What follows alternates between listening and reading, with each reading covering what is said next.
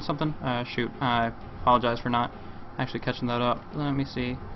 Yeah, it's a Zashkvar that we're going to be going up against Lions Pride right here. So Vigoss is actually one of the team members there, Lions Pride there. So we'll see him and what he can bring to this team here. But we're seeing an interesting draft right off the bat. We have a Queen of Pain picked up. We have the Magnus, Nyx, Batrider, and Keeper Light all banned out there. So they still have the Darkseer on the board. We've seen him a lot in the past couple of games, and he's been rather prevalent in a lot of the team fights there. But yeah, just really interesting starting off with that QoP. Anyways, kind of jumping a little bit ahead of myself, this here is the BroTournament of DotaBro.com. I myself am Blaze casting, and joined by me is FearSC, and he's going to be co-casting with me here. So how's it going, man? Yeah, I would like to say now, how do you think to pronounce these names? Yeah. I would really love to see that, because I can now. And can you do that? Not even close, man. Since you were talking like 24/7, you were talking like 24/7, and I can easily say those names, but I'm not sure. Can you do that? Not even close, man. Honestly, I would just kind of go with like some kind of butchered English. Like I'm just gonna go with the how close they are. Like the first name would like Bit mapped. I have no freaking clue. So yeah, that is where I am extremely at a disadvantage there. I want to say that's what I want to tell to viewers, that it's not important if he's from US and I'm from Europe. He can speak that fast. I can't. He thinks and dreams in English. I dream on my language, of course. That's completely normal. But the thing is, I can pronounce this and he can't. Sure enough. So how would you pronounce those names there, just to kind of get me started off there? Specifically, I'm pretty well on the Dire side, but the Radiant not so much. Let's say from how you said it was their name. Sorry, I didn't catch that. I keep on missing it myself. It's Zashkvar is going to be the team name there. Type it down. Type it down, please. Sure, no problem.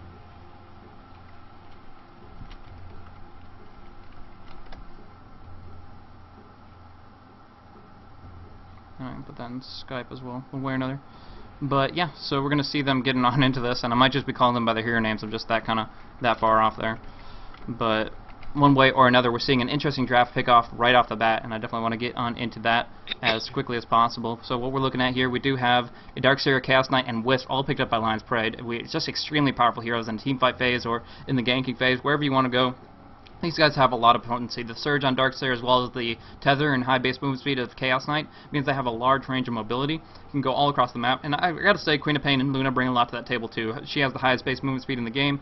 Chaos Knight just behind her, and Queen of Pain having that blink, especially when she ranks it up, is going to have a lot of mobility too. So there's a lot of potency in their lineup there in general. But when it comes down to it, relocate, having the global presence there, I think Lions Pride are going to be having the edge and just initiating on the opposition when they want to. So we'll have to see how those team fights break on down.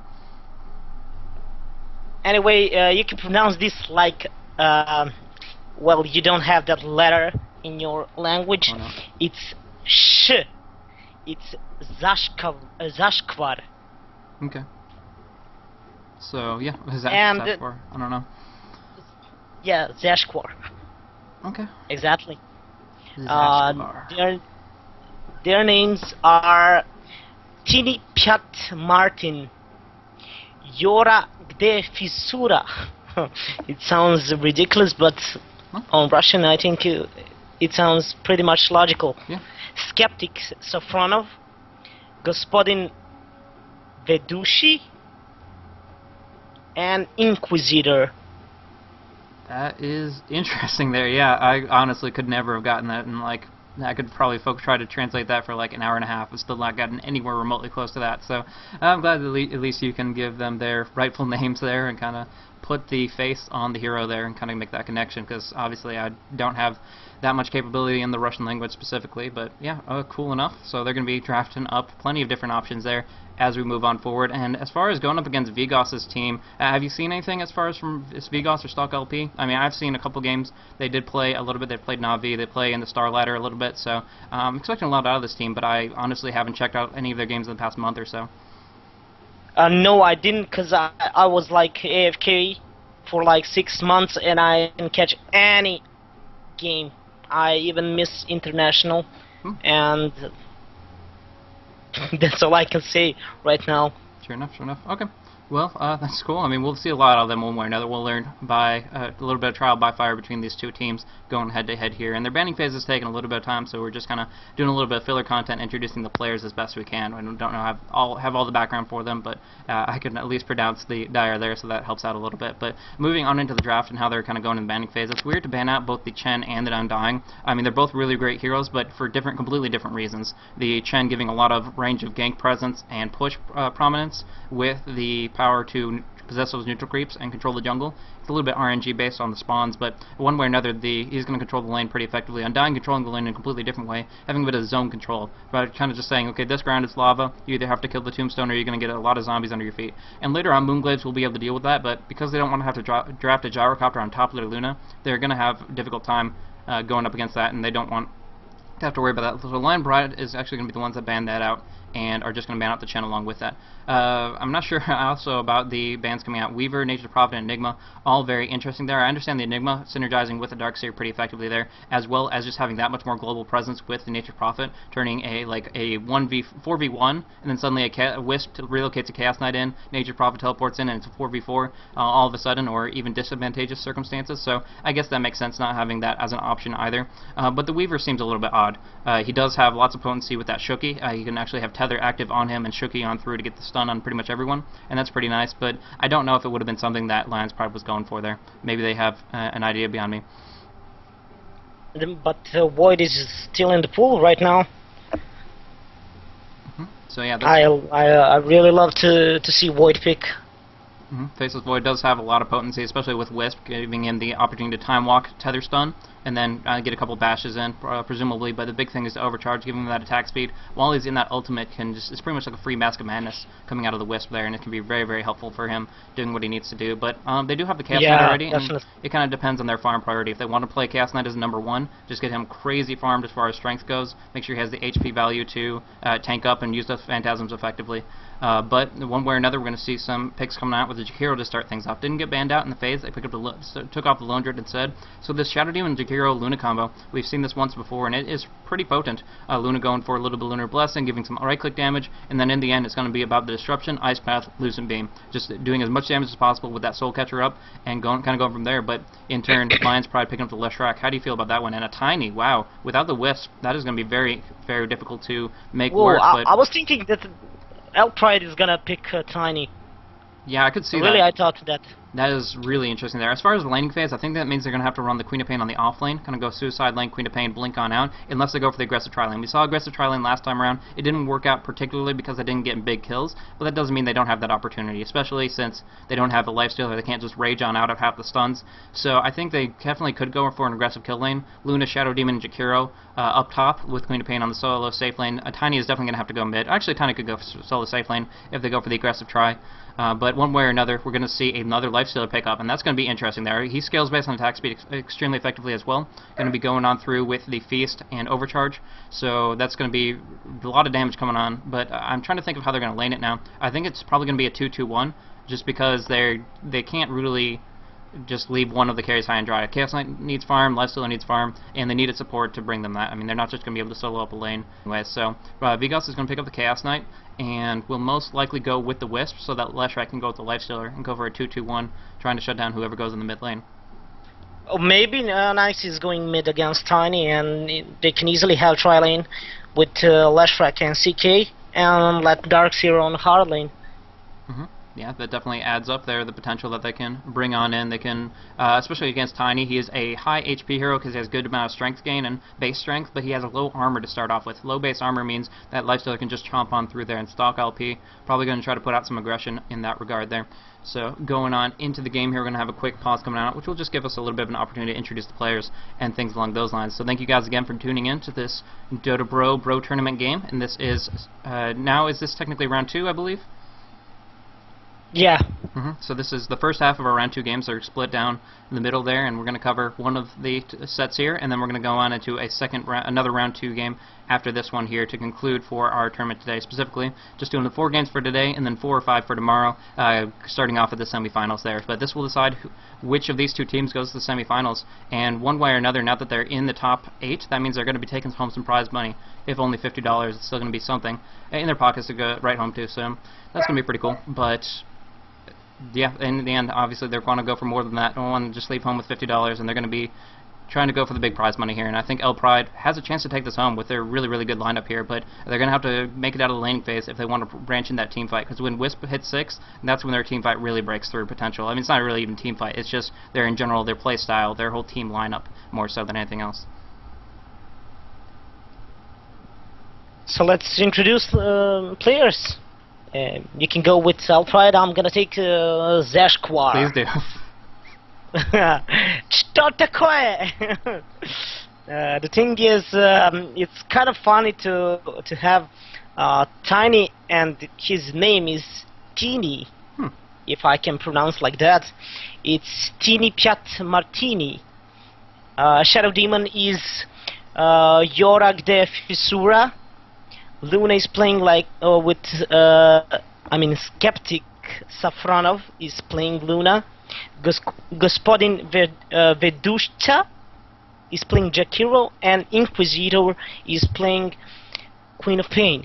There you go. And all 5 of them are going to be heading up top, possibly seeing a clash early on if Wisp finds himself out of position trying to drop down some boards. But as far as the eL'Pride lineup and their set of individuals there, we do have Zako on the Wisp. We do have a stock LP on the Lifestealer back down in mid lane. We are seeing a dual lane, but this time Chaos Knight and Leshrac. I kind of forgot about that, but the Chaos build setting up the Split Earth is just as good as that Open Wounds. And so Vigoss and Andrew are going to hit up on the mid lane, and then finally, we're going to be seeing Massacre solo Suicide on the bottom lane, trying to go for a soul ring when he can to try to survive. But it looks like, based on this position here, based on the aggressive warding, that I think they want to go for the aggressive try and try to get full control of this. I mean, I might be wrong here, but that seems the most promising aspect to me, leaving the Queen of Pain on the... Whoa, Tiny has no items, so I can't really call that. No items at all. I just saw it, and he got like 600 gold, and what the fuck?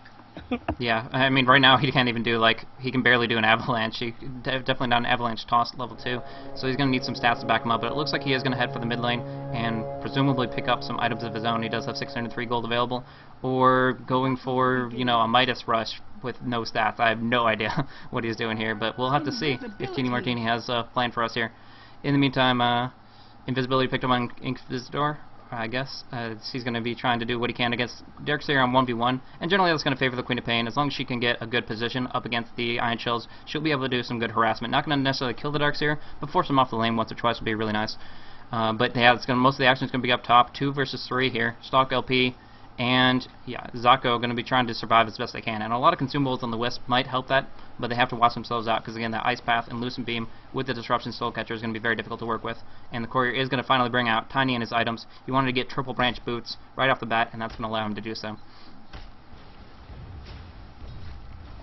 Yeah, it's interesting, but let's say he might knew that he's gonna play mid against Leshrac and CK. That's why he bought first item boots and 3 branches. He's gonna stay just on mid and do exactly nothing, just taking experience and probably toss 1 creep and get small amount of gold. Nothing else. He just need level, and let's say level 6, so he can gank if you know that strategy to just maxing toss and getting grow on level 6.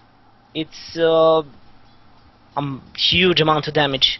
Yeah, he definitely has a large damage output if he can close the gap. But right now, was very, very cautious, and item build-up wanted to see if he needed to go for some stats to play aggressively and use his mana pool to its effectiveness, or go for the boots and stay mobile. So right now, that's definitely the right pickup to go for boots of speed right here.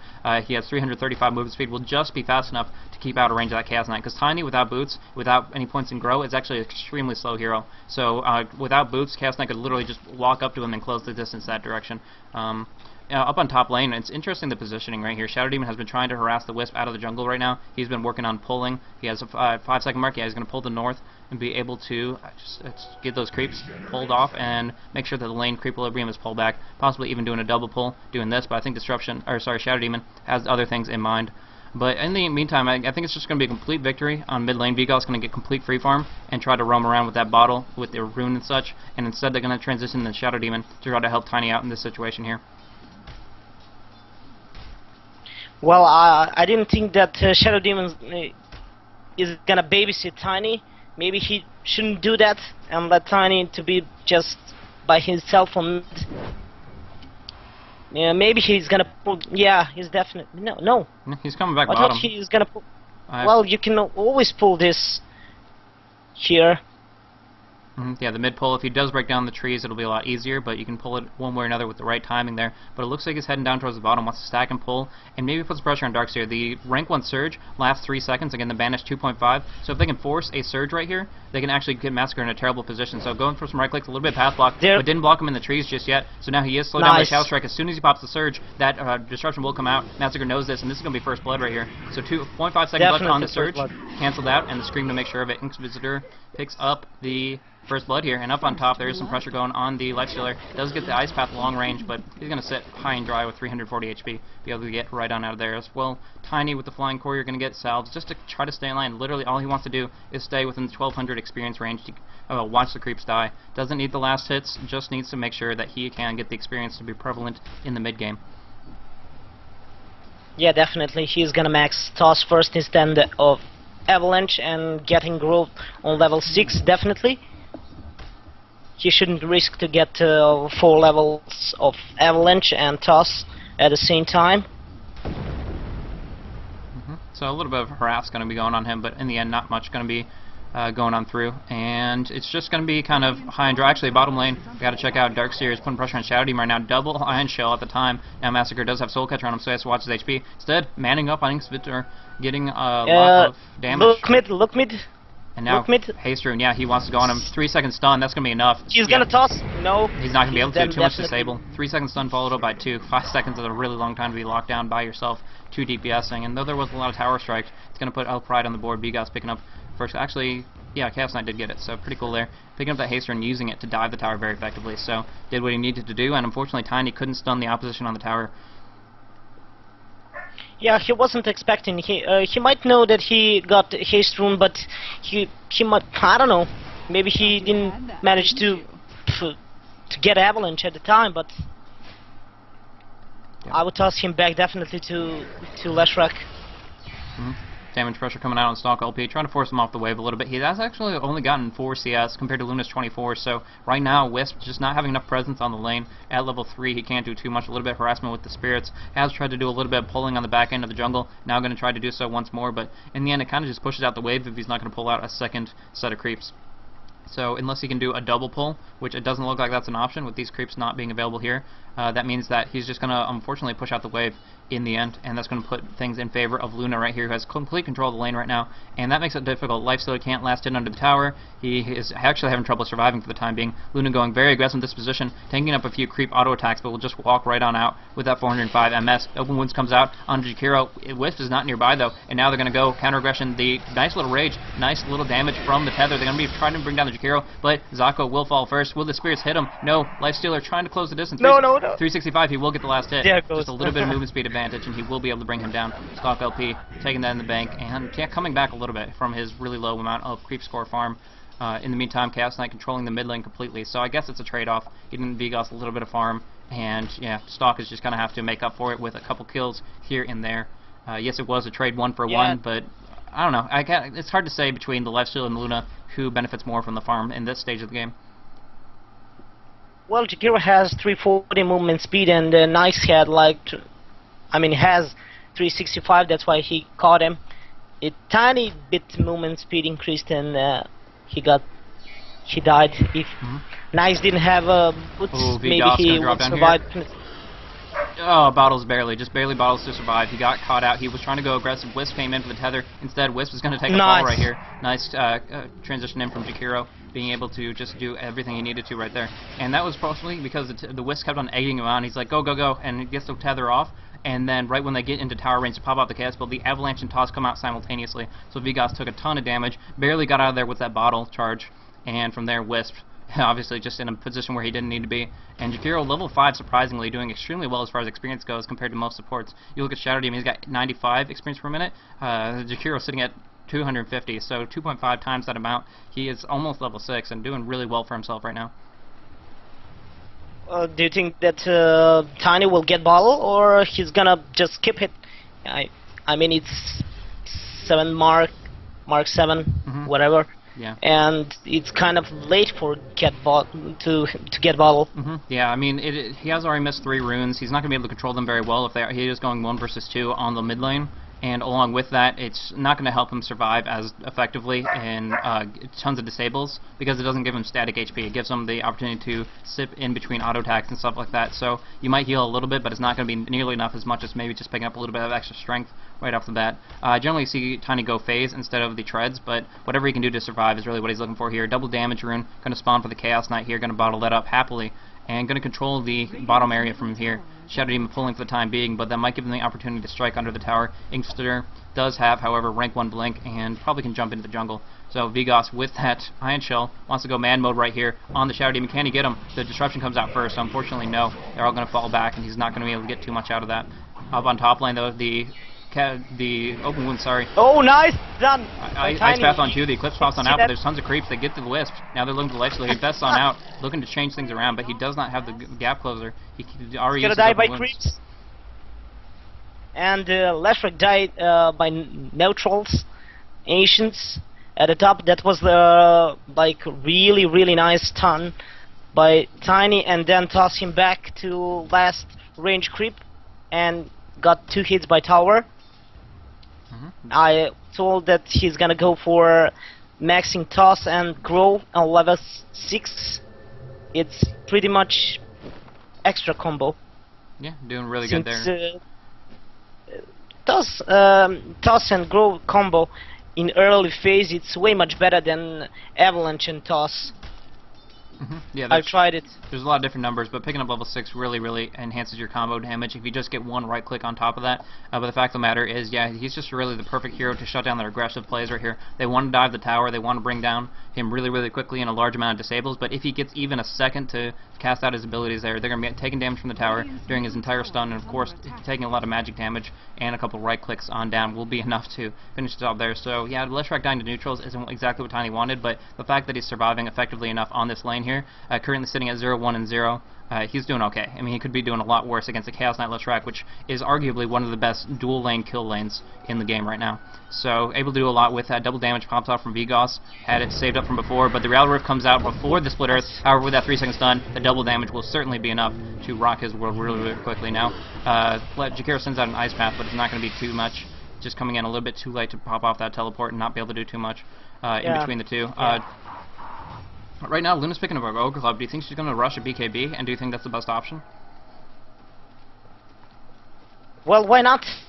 Why not? When there is a CK with a Wisp constantly ganking, why not? BKB is the, let's say, only thing that can save right now them. Sure enough. I'm not sure, maybe Queen of Pain is gonna go for Lincoln's probably, or getting Scepter as a first item, but I'm not sure. Yeah, so yeah, Scepter is not a good choice right now.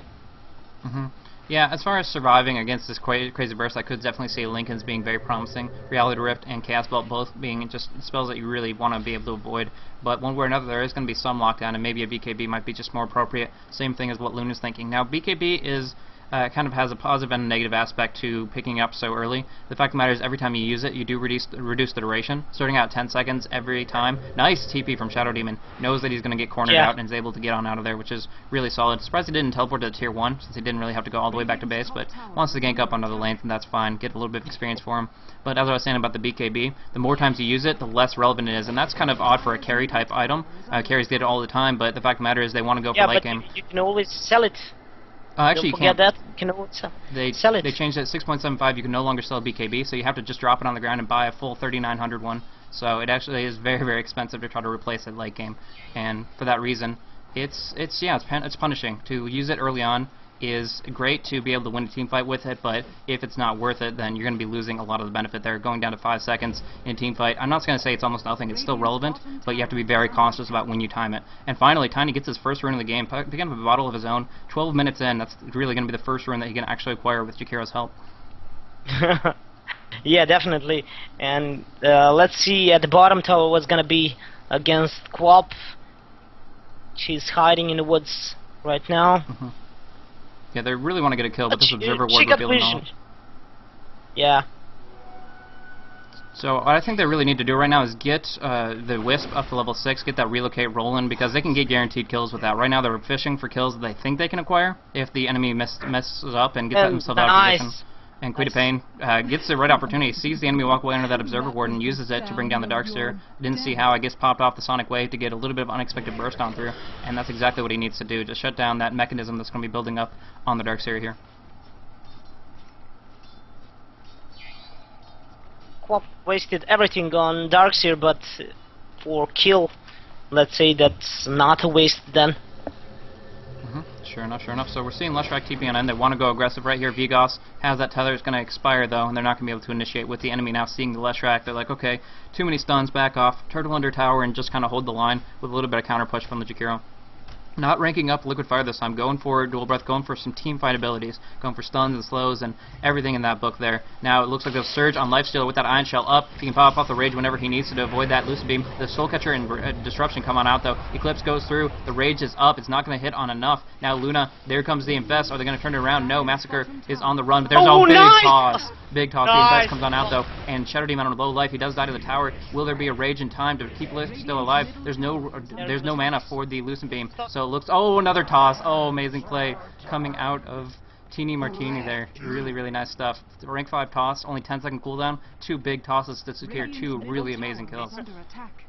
I told you that toss combo with Grove is way much better. Wisp is out of mana, but the Reality Rift is there. 2-second stun on top of the Splitter, stacking up a little bit, and nice disruption to keep him alive for the time being. Wisp is running away, will teleport in 6 seconds there, but it looks like Vigoss is trying to get a kill. Instead, left high and dry, he's going to get dropped down, tries to TP out. No, sir. Going to get right-click on down, but a slow attack of that grown-up Tiny in his teenage years right now, and is able to do quite a bit of damage with that right-click there. So, yeah, Wisp is going to be locked down, and everybody else is just going to be able to fall back from there. But that was really good kills, and putting, I keep on forgetting their name, unfortunately I don't have it written down for myself, but it's Zashkvar. Zashkvar on the board. Yeah. Let's say the Tiny will get his farm sooner or later. He's gonna go definitely for let's say Mask of Madness and getting the Scepter on the time, so what can kill him? Well, a lot can kill him, actually. The one thing is there's a lot of physical damage coming out of eL'Pride, and he only has 1 armor right now. 9 physical resistance is really, really bad for him. So he could go for like an initiation build, go for the Blink Dagger and close distance if he wants to just let Luna carry it up. And he will kill, yeah. Just go for the quick burst combo and assassination Tiny kind of thing. And that can be very effective there, but unfortunately there are limitations in the fact that you don't scale off, you kind of taper off when you go towards the late game. So like you said, he could go for carry build attack speed, maybe like a Drum Yasha phase type thing, but he is rather deprived on farm, picking it up a little bit though with those 2 kills or assists. Well, since he got like 180 right now, he's gonna probably get Dagger, and he's gonna try just to combo Leshrac or Wisp to instant kill and get his items. Maybe. I don't know. Yeah. Vigoss and Zako so close to finding Luna in the jungle, really wanted to pick him off, but after they had just crossed paths, they knew exactly where the other one was and kind of falling back from that position there. So unfortunately the gank was unsuccessful in the jungle, and yeah, it's just a lot of time committed by Wisp and Chaos Knight. They need to start relocating up. They already did it once, but it obviously wasn't very successful, underestimating their opposition, and of course now the gold advantage as well as the experience advantage, well over 4,000 is in the hands of Zashkvar. and they're going to be able to transition well into mid-game. I mean, they have the Luna, she has the BKB finish, she can teamfight like crazy once she gets the rank 2 Eclipse, and I think that's what they're waiting for. I think that the Radiant team is going to wait until that rank 2 Eclipse, get to level 11 Luna, and pop off that BKB Eclipse to try to win a teamfight right off the bat. I mean, they have good creep clearing mechanisms with the dual breath, and just with a little bit of Moonglaive action as well, so I think they can definitely do exactly what they need to do here. Just need a little bit more experience on her to keep things going. But meanwhile, Lifestealer farming up top almost has that armlet, only 240 away from that, and that's going to be really nice for him to pick that up. 270, sorry. But once he gets it, he's going to have a lot more effective HP, and they're going to be able to counter-initiate pretty effectively there. Yeah, but Luna already got BKB and Tranquility Boots. Yep, so yeah. She's going to push. She doesn't have that much damage to back it up. I mean, it does give 24 damage bonus, but the big thing there is she's not going to have to worry about Chaos Bolts, she's not going to have to worry about tethers, vacuums, splitters, all that stuff. She is going to be able to do a lot of damage and only be able to take physical damage, which she has a decent amount. 9 armor finished up. How's the mechanism coming? It looks like there's only a headdress on the Jakiro. Meanwhile, Darkseer has finished up his mechanism, so that can be quite a game changer right there. Darkseer didn't do crazy good 1v1ing up against that Queen of Pain. He actually died 3 times now, 0, 3, and 1. But the fact of the matter is he's farmed up that mechanism. They can go in right here. Vigoss getting a 2-second stun on the Luna. Doesn't pop off her BKB just yet. The disruption saving her for the time being. Tiny come in. Nice little toss combo with the avalanche to stun up on Massacre. He's going to pop off the mech, keep everybody alive, but unfortunately not the case for himself. He's going to get locked down by the Eclipse, and on the western end of things, there is going to be the Chaos Knight cleaned up effectively by the team. Out of position, they initiated, and they unfortunately just couldn't follow on through. The disruption coming out, this Shadow Demon is on the ball right now with those disruptions, making sure that they lose the focus on the target they want. And now Link, Tiny coming on in. Nice initiation. Nice. There. Big kill from Tiny and Queen of Pain. Just seeing an opportunity for a pickoff there. Not going to get Android as he TPs onto safety, but they're going to take this tier 1, and obviously 3 kills for 0. Putting just so much points on the board. Really good initiation. I honestly didn't even see that Blink Dagger there, so that's really good to have him at this point in the game, especially how early he was shut down. Meanwhile, though, Stock LP will be farming up. He's got his armlet, and he's going to be looking to push a little bit aggressively, but has to watch himself. He needs to get big late game items, and it's going to be a while for him to get there, now that because he's only sitting right now at 69 CS, compared to Luna's 89. No, Tiny was really shut down at the beginning, so he couldn't do anything, basically. And now he's back in the game with Dagger, and he's going for Bracer right now, probably getting drums. Yeah, he can really do whatever he needs to do. The Bracer probably going to be going for the drums. Yeah, it gives him a little durability.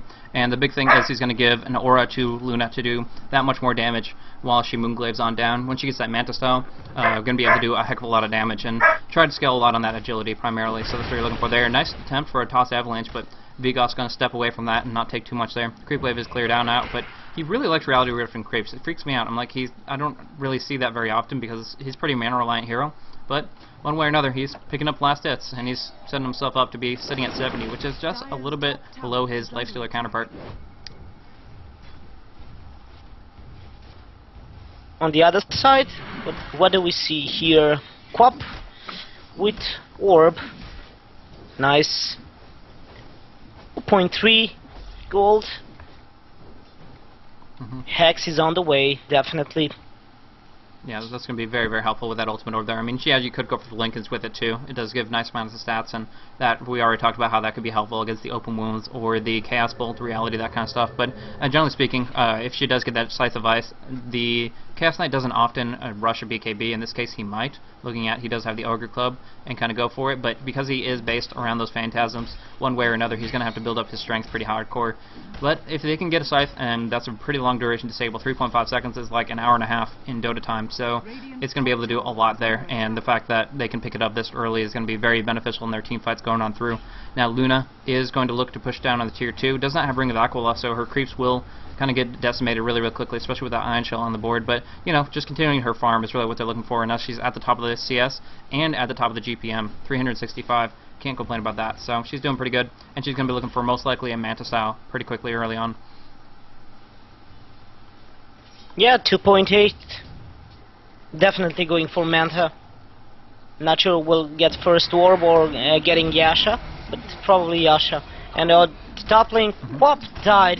Yep, just a nice little reality rip with the Wisp tether up. We'll make sure that she's locked down hardcore. If you don't see it coming, there's really little hope for you coming from that situation there. So they're just so mobile. We talked about last game how the range of the reality rift is really, really effective. And yeah, if you can't blink on out, you will get stunned up by a tether and followed up with the Chaos Bolt to add in a large amount of disable. And of course they have the damage to work with it. But meanwhile, they're leaving their bottom lane vulnerable. The fortification is available. The question is, will they try to contest it here? It looks like Darkseer wants a piece of this. Yeah, TP coming in from the lifesteal. BKB pops off. Eclipse coming on through. Will hit on a few creeps quite a bit. The Split Earth comes down, and it's going to be actually everybody dropping down really quickly. Vigoss on low life will not be healed up enough by the Wisp. Is he? He's still alive. Oh no, the Shadow Demon's just trapped. Oh, she died. Demonic Purge will finish it off. Now Luna is in the grave, and with that, Shadow Demon is going to be dropped down really quickly by the Lifestealer. Going to be looking for some action on the Tiny. Is a stun here. It's going to land on the Tiny. He does get the Infest off in the creep. Will be able to nuke that down and get a lot of health here. The Infest doing some damage. Vigoss back in the fray. Really, really nice buyback timing, and he's able to get back in the action. So gets that reality rift off, kills the Tiny, looking for the tier 1. It does cost them quite a bit. Vigoss committing 585 gold, but early on, it's definitely worth it if they can get this tower. Here is Queen of Pain, though, full HP. Has that ult. Like 3, 4? What's that? 3 buybacks were right now. Yeah, they committed they committed the Queen of Pain buyback and the Chaos Knight buyback. So those are both going to be major factors there. Fact of the matter, though, is Queen of Pain had that rank 2 Sonic Wave, did not use it in that fight. Kind of surprising, as it's really what they need to do to make sure that they can lock down the opposition, get some good burst, but she just got stunned up by that Split Earth and couldn't really fight back. So right now the enemy is able to roam around the jungle, get some nice wards up. Pretty much when you take this victory, not only do you take map control by killing the tier 1 tower and opening up the jungle for ganking, but getting this ward up right here, it gives immense vision. I mean, let's just look at the dire vision in general. You wouldn't normally see that where Queen of Pain's at, where the Jakiro is going to be, but those observer wards really add in a lot to that, even if the turtle ward's about to expire. Now there is some ganking coming in from Luna and Tiny, but they see it coming. The blink and toss initiation is not going to be there, so everybody just kind of disengages and goes back to farming. Double damage on Chaos Knight, though they want to use that in just a little bit. The relocate available, yeah, they're really raring to go. They just need to find an opportunity to pick somebody off, but unfortunately for them, Queen of Pain is not the hero they can relocate on. She can blink away from the circle on the minimap and really not have to worry about relocate ganks as much as any other hero in the game.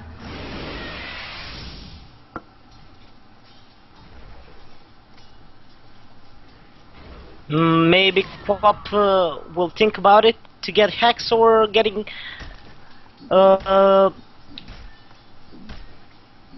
Lincolns. I'm not sure. Now she has like 2k gold.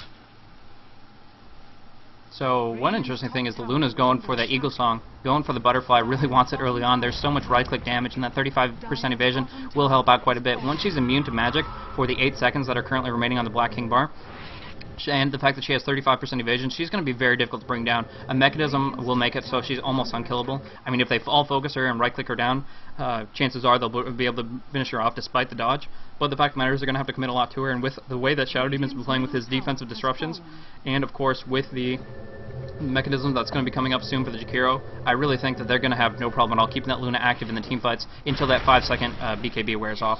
It's only 8 seconds right now, but eventually it will be 5, and that's when it becomes more difficult. I love the Arcane Boots picked up on Wisp. Again, Tether applies 1.5 times the amount that Wisp receives to his ally, and if it's an AoE thing like a mechanism or Arcanes, it already does 1.0, so you're looking at 2.5 times the mana cost, and that's just giving him so much mana to start off with. I mean, at least 250 mana, and since he only has 400, that's going to give him a large pool. Actually, probably closer to 300. Now the gank comes in on Luna. Tiny gets a nice little blink toss, but the 4-second stun. Nice disruption. Holy crap, nice, he's so good on disruptions, but I think he can get a right-click down. Yeah, Flash Track, finish him off. Yeah. Chaos Knight finishes it. Now they're going to look. Vigoss has Reality Rift, pulls back in. The Shadow Demon going to bring him down. Does get ultied up by the Queen of Pain and obliterated by all the damage coming out now. Does get the stun, but it doesn't matter right now. Darkseer looking for a wall replica possibly. Just trying to get lifesteal in the fray, surging up so he can bring down the Jakiro right here. Now looking for Ink Splitter. He does have rank 4 blink. Will it be enough? There is a toss. There is a avalanche, and now Lifestealer just trying to bring somebody down. He doesn't have open wounds for 6 seconds. He does have that infest. Will he use it is the question. And it looks like, yeah, he does pop it off. Trying to bait them out right here. And he does a little bit of damage, but going to have to fall back in the end. He can rage on out of any type of avalanche, though, and the surge is there. Instead, Darkseer is a hero of choice, and beautiful takeoff. Nice Massacre living with 70 HP, however, and now Lifesteal is back in. Wants to try to get a little bit of retaliation right there, instead turning over to Inkter. He does have that armlet, he can toggle as much as he needs to, and with a beautiful tether stun, just the Queen of Pain underestimating a little bit, couldn't blink on out, gets destroyed, and now with that vacuum, they might get the Shadow Demon as well. Kind of just stood there for 2 seconds, but in the end, it's going to be stock LP picking up a Dominate and moving himself up to 5-1-6. That was obviously not the fight that the Radiant were looking for, and putting eL'Pride a little bit back on the map, 16-16 now. They were at a huge kill disadvantage, and now Lifestealer picking up a lot of kills on his own, just being very, very effective throughout the course of that fight. They did burst down the Queen of Pain. The Queen of Pain did burst down the Chaos Knight, destroyed all his Phantasms, destroyed the CK himself really, really quickly. But the Lifestealer came back in, and that's 2 carries you have to deal with. And of course, stock LP hitting very hard as long as he can stay on target. Well, at this point, Nyx will definitely outcarry Luna. Even if she gets Eagle Song and Butterfly. Yeah, and I mean, she already got. Yeah. I'm amazed at how aggressive he's been able to play, just with the fact that he didn't get any CS at the beginning of the game. He's moved into the jungle. He's been on the ball all across the map. He doesn't really even have any way of closing the distance on people, but he's gotten a lot of farm. 5-1-6. That's if you. I mean, as far as counting the assists, you pretty much think that his KDA is better than Tiny's right now. So he's getting a ton of golden experience from that. He's topping out last hits, even though he was like 20 behind Luna last time I checked. So he's gone on top, just farmed up like crazy, now has that Desolator, but there is a smoke onto Roshan. They're going to try to take control of this, try to take an Aegis out from under their nose, and if they can get... nice. Oh, I didn't check that. They again killed Pop. That's really effective for this team fight right here. If they get the Darkseer initiation, need the wall in the vacuum right here. Why doesn't he pop it? Pop off the wall, pop off the vacuum. That's what they need. They have the Pipe of Insight for the Eclipse. He's not using it. He's getting stunned up and not going to be able to.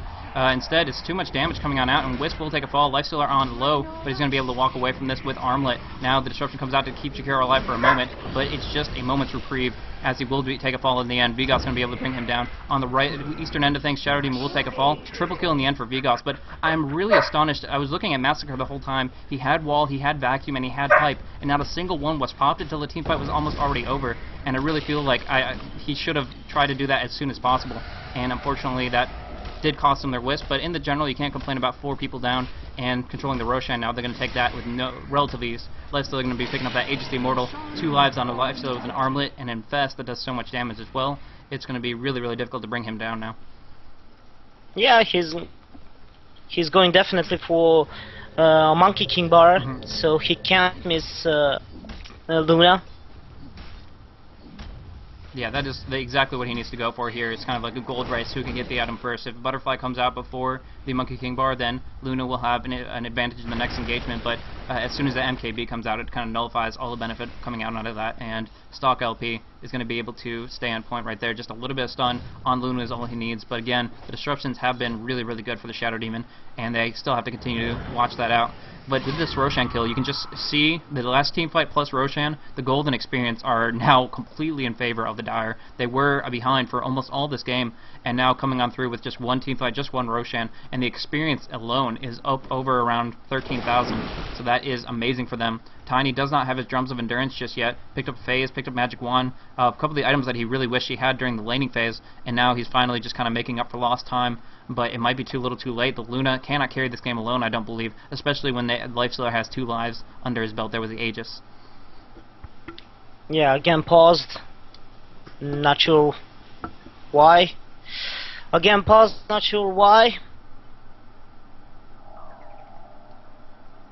And now Vigoss does have a BKB of his own. We kind of saw that at work in the last team fight, I believe. Yeah, 9 seconds on that. So he did keep that going, was able to sustain against a lot of the AoE, the Macro Pyre, those kinds of things. It was actually a rank 2 Macro Pyre in that and just didn't do enough. Surprisingly, they survived even with the Pipe of Insight not having been popped yet. I mean, they committed. The Queen of Pain was picked off. I think that was the biggest thing about that Roche fight there, was the quick pick off on the Queen of Pain in the jungle here allowed them to easily contest this Roshan there. But I feel that if the Pipe of Insight had been down, then they wouldn't have had to worry so much about the Eclipse, about the Macro Pyre. Lifestealer could have stayed in the fight for that much longer, and they could have taken that extremely, extremely effectively. But you know, whatever, one way or another, Luna was able to escape, but only with her own life. She abandoned the fight, and with that, they weren't able to take down the opposition. That really is painful for them in that position there, because obviously, now they lost the Aegis, they are in a position where the eL'Pride can actually push in, and stock is just going to be really, really difficult to do anything about, especially now that there's Mech and Pipe on the Darkseer.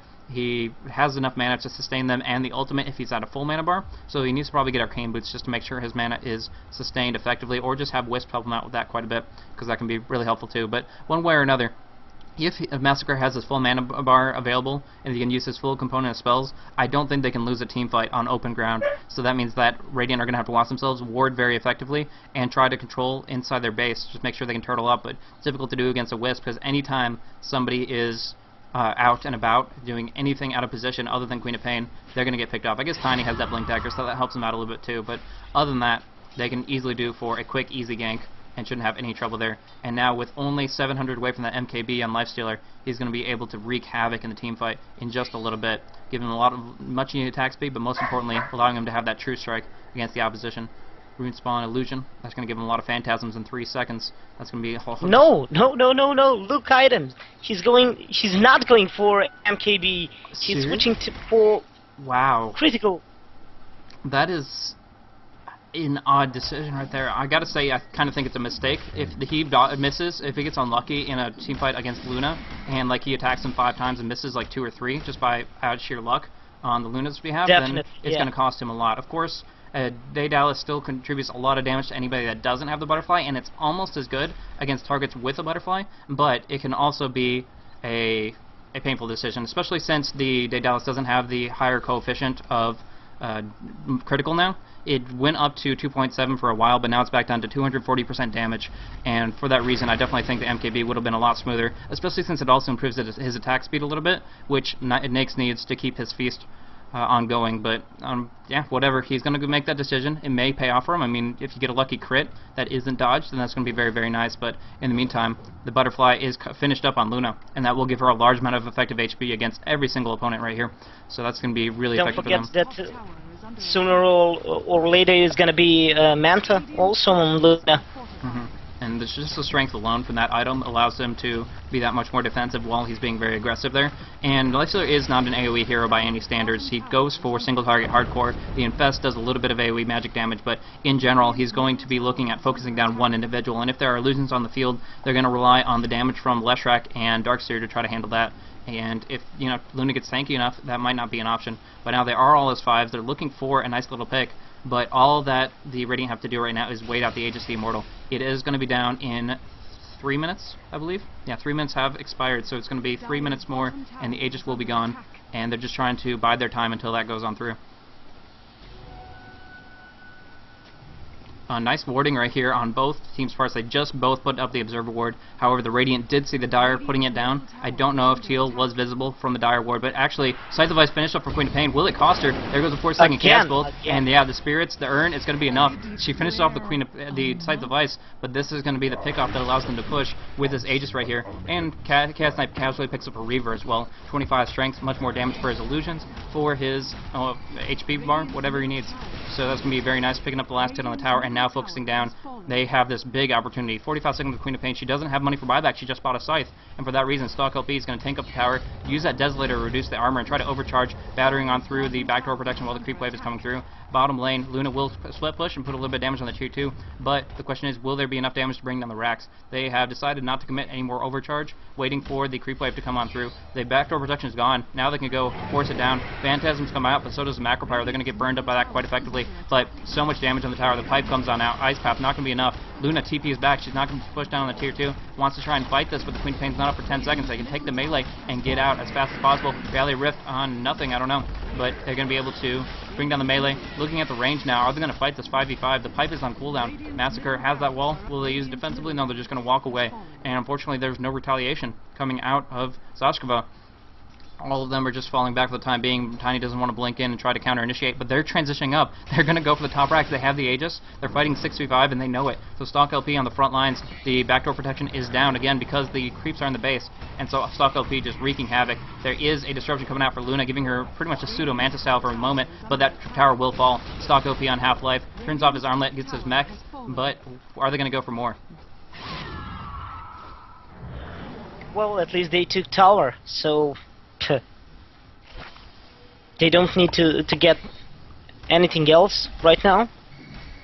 They have mid-racks, so Yeah, if Chaos Knight wants it, he does have the heart available. The question is, does he want to go for the Satanic instead? It's a little bit more expensive, but one way or another, he'll be able to pick up what he needs. And now they're going for the Rax. Destruction comes out on Vigoss. A couple of Chaos Knight illusions to have to deal with, but he pops the Reality Rift on Shadow Demon with the Infest coming on out. He's completely obliterated. Now looking at Luna, he's popped his BKB, looking for the Eclipse. Not just yet. Splitter comes on out, but the Luna doing so much damage, trying to bring down the opposition, but is pulled in with that vacuum. Amazing vacuum. Nice. To do a lot of damage here, but the Queen of Pain did a lot of ultimate damage and popped off that site, allowing them to clean this up. They're actually going to make it on through it. The Luna did drop in the end, but they just had so much damage from that Jakiro from the Queen of Pain. I'm not sure who she disabled, but she certainly got the best Sonic Wave of her life, despite the initiation of the vacuum up against them. So really nice vacuum to pull Luna in for the kill, but there's just too much damage in AoE with Tiny Avalanche and with that Queen of Pain ultimate. So without the pipe active, they just got completely incinerated there, and they didn't get the mech off either. So that is, yeah, they really cost them right there. And it looks like Chaos Knight will be picking up his Vitality Booster. I don't know. He's going for a solo gank on Tiny.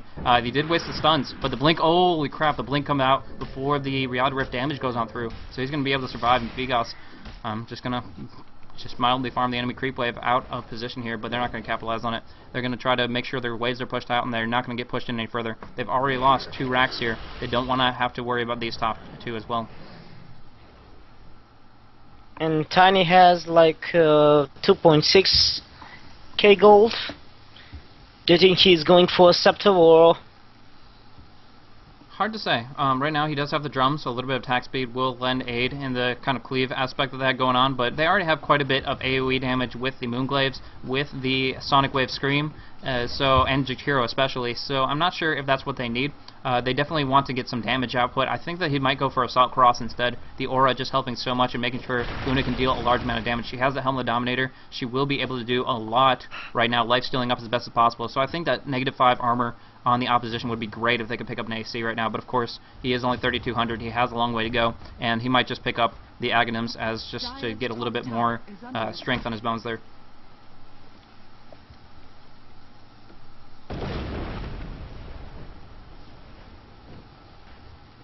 He's still thinking, not wasting money. Gold. Yeah, if it was me, I'd build the Assault Cuirass, but it's really hard to say. And they're going to smoke up. They're going to go aggressive. Ink Splitter did not get in the smoke, unfortunately for him, so he'll just have to blink in from long range. But right now, out of position is the name of Zako and Vigoss right here. They are with 4 heroes, but they are playing so aggressively that they, most of the time, are ahead of the pack, and with that they can get caught out with just a little bit of stun action from Tiny. They're going to be looking for them. The Blink Dagger's there. They will see the Spirits soon. There's just a little bit of distance between the 2 Fog of Wars, and they're not going to be able to collide on them just yet, but now they know what's going on, and the jig is up. There smoke expires, but they're going on Leshrac. The BKB comes out. He's going to be able to get some stuns off, but Luna doing some damage with the BKB. Nice Reality Rift to bring down Tiny. He's going to get obliterated. The Eclipse comes on out. Sonic Wave as well, but the Sonic Wave hits on nothing. Vigoss with that BKB doing so much damage, vacuum into the wall. They're just going to obliterate everybody now. It's time to shine for the Dire. They have the pipe up. They're ready to go. There goes a beautiful double split earth coming out of Android. He's going to take a fall, but most likely Luna will as well. Reality Rift, the Force Staff. Will she survive with that disruption? I believe she will. Just running on out of there, and really nice play coming out of the Shadow Demon right here. But unfortunately, Lifesteal on the western end cleans that up, and now looking for the SD. Going to be able to do whatever he needs to. Is the stun there? Yeah, 3-second stun on Jakiro from the Chaos Knight, and they're going to be able to bring down all 5 heroes. They cost them the left track, and they got the buyback out of the Darkseer, but they're going to turn this into a push. Tier 2 right here, or sorry, the racks are vulnerable right now. The creep wave has been pushing on for a long time. The question is, can they get there in time? What I would do is I would relocate the Chaos Knight up there right now, but they're going to just call a good game. Good luck in next, because the Lifesteal and Chaos Knight are just too farmed, and they know when they have been beat. eL'Pride going to take this win and go on to the next round. Well played by them, and really good game. I wasn't expecting that eL'Pride is gonna turn the game like this, but it was really nice. You mentioned before that they have a couple of games on Starlight or something like that. Yeah, I remember them. They did play against different individuals. Na'Vi, I remember a game from Starlighter there, and Vigoss, of course, being one of the better-known names on the team there specifically. But yeah, they've had some competitive experience there, and obviously bringing it here as they do an interesting 2-2-1 type setup that paid off in the end. I think they did it really well in mid, really poorly on top, but in the end the Lifestealer was able to bounce back, and that just is the key of a good carry. Stalk LP, I gotta say he was MVP, because he was so deprived of any CS on the lane, with only the Wisp to help him, and then as soon as the laning phase broke down, they let up on him just a little bit, gave him a tiny bit of breathing room, and he came out with this. Day Dallas, Desolator, Armlet, Mordigian, just so much, and that's going to be victory for them for sure. So well played to them, nice farming, nice aggression, and kept the momentum going in the right direction. So that was really, really nicely played, nicely done, and that's going to be them moving on into the semifinals. So that is one of your semifinalists there. Thank you guys so much for watching. We'll have one more game for you guys to decide who's going to be the other semi-finalists that you guys get to check out here. But I myself am Blaze Casting, and this is FearSC along with me, and we have been casting these games for a few hours today, and it's been pretty interesting so far. So hopefully the next game will be just as good, but this was really back and forth. I mean, 28 to 24, 39 minutes. I honestly couldn't tell who was going to win the next fight, so that was really cool. I need to get another couple of coffee, damn it. I'm gonna fall asleep. Really? Sure enough, sure I enough. woke up. Yeah, I woke up early in the morning. So let's just make another game, and I'll be right back. Yeah, just a little bit too much excitement there, sure enough. But yeah, Zashkvar did a really good job trying to compete there, and honestly, the tiny tosses were amazing. A couple, like a double kill that I got early on in the game was really, really high emphasis, and I really liked the play style there, but unfortunately it just didn't come out to enough. The BKB was starting to wear down, the Butterfly not enough against the overwhelming physical damage coming out of CK and Lifestealer, so they were in the end dropped down. I definitely think that they did a really good job on top lane. It just the fact of the matter is like I said before, they gave Stalk LP a little bit of breathing room, and he took that inch and made it into a mile. He just drew that out to the fact that he could do so much damage, get some huge amount of farm. 563 GPM. Looking back at the 10-minute mark, as just a frame, just kind of take a screenshot of when that was and what his CS was, and comparing that to his current of 217 last hits, 9, 2, and 9. He did an amazing job, and well played to their team entirely. So good game, and we'll go on to the next game in just a little bit. This is actually perfectly synergizing with the schedule we had rolling. So next game will be the second thing to decide the semifinals. But thank you guys so much. We'll put on maybe a song or two, and then get on to the next game. Thanks for tuning in. Yep. See ya next